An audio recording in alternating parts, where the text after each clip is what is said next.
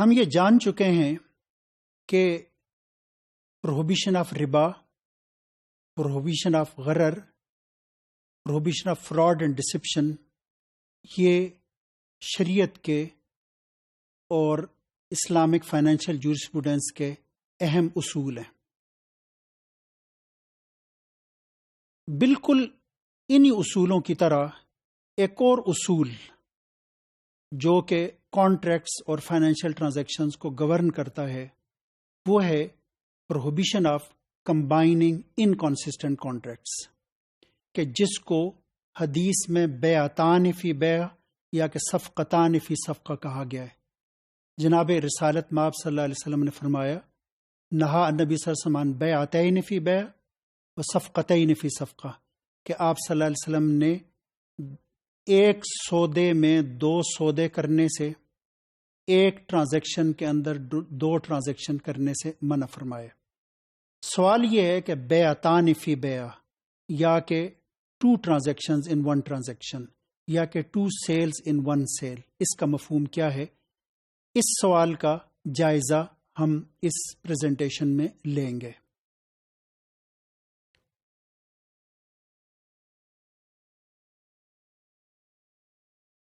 Inconsistent combination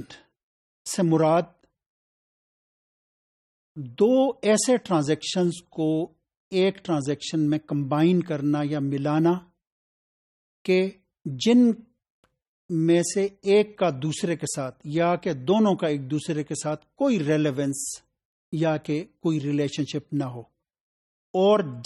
جن کے نتیجے میں ربا یا کہ غرر لازم آتا ہو۔ یعنی اس کا مطلب ہے کہ this is a combination of two such transactions which are inconsistent with each other and which mostly lead to uncertainty or riba۔ اس طرح کا جو inconsistent یا کہ contradictory combination ہے، اس کو بیعتان فی بیع یا کہ صفقتان فی صفقہ کہا گیا ہے اور اس سے منع کیا گیا ہے۔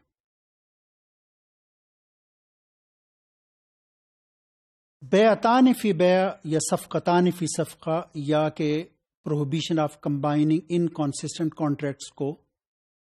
دو مثالوں سے سمجھا جا سکتا ہے۔ ایک مثال یہ ہے کہ ایک شخص اے مثلاً اپنا گھر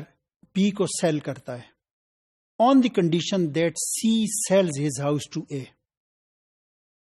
اب بات یہ ہے کہ جو سیکنڈ ٹرانزیکشن ہے کہ سی اے کو اپنا گھر جب بیچے گا تو تب اے بی کو اپنا گھر جو بیچے گا،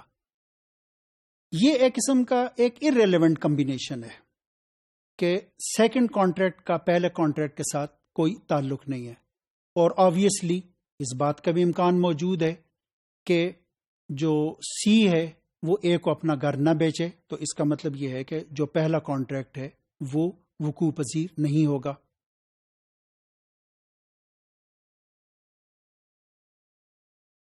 اسی طریقے سے ایک اور یہ مثال کہ ایک شخص یہ کہے کہ میں تمہیں یہ اپنا مکان بیچتا ہوں اس شرط پہ کہ سی مجھے 10 لاکھ روپے دے دے یا کہ کچھ رقم مجھے ادھار دے دے، یعنی جس کا دوسرے الفاظ میں مطلب یہ کہ آپ اسے کہہ رہے ہوتے ہیں کہ تم یہ کوشش کرو کہ مجھے وہ ادھار دے دے۔ بڑی واضح سی بات یہ ہے کہ یہاں پہ یعنی ان دونوں کانٹریکٹس کا ایک دوسرے کے ساتھ کوئی تعلق نہیں ہے۔ تو اس طرح کے وہ کانٹریکٹس کے جو کہ کنٹراڈکٹری ہیں، انکنسسٹنٹ ہیں، irrelevant ہیں، ان کے حوالے سے آپ صلی اللہ علیہ وسلم نے فرمایا ہے کہ یہ کانٹریکٹس یہ بیعتان فی بیع ہیں، صفقتان فی صفقہ ہیں، اور یہ ناجائز اور ممنوع ہیں۔